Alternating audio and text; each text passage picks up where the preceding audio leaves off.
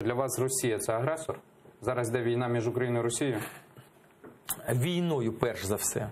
Ніхто це не назвав досі. Якщо ми це не говоримо про законодавчу. Ми не говоримо про законодавчу. Повинно визнатися це на законодавчому рівні. Війна або не війна. Гібридна війна. Обізначити її гібридною війною.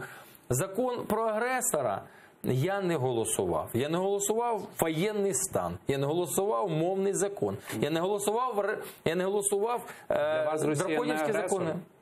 В даний момент? В даний момент.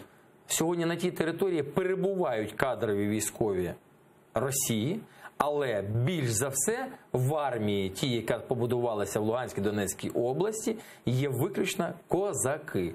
Але керують ними кадрові воєнні Росії. Без підтримки Росії змогли б ці так звані козаки встояти? Ви знаєте, ніхто, може, і не хотів на той момент завершувати ту війну. Тому що ця війна, знаєте, чия? Олігархів. Це війна політиків. Це війна тих 5 років... Кадрові військові ким? Олігархами поставлені? Російські? І може і так. Може і так. Українськими олігархами кадрові військові, да? А як вони не українськими олігархами, а може і російськими олігархами. Почуйте. Сьогодні, ну як ви вважаєте, от, Любомире, агресор чи не агресор Росія? З Росії везеться вугілля антрацитової... Чекайте, ви політик, давайте роз'яснимо. Давайте роз'яснимо. Ви політик, ви український народний депутат. Так. Як російські олігархи управляють кадровими російськими військовими? Просто поясніть мені. Наскільки мені відомо законодавчо, вони підпорядковуються міністру оборони. Хто управляє світом, скажіть? Ну ви ж віруючі людина. Я для вас відповім.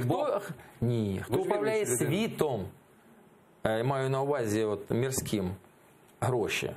І сьогодні олігархи із російського боку, а може іноземні олігархи, і українські олігархи б'ються за те, щоб за щитом війни грабувати нашу державу. Добре.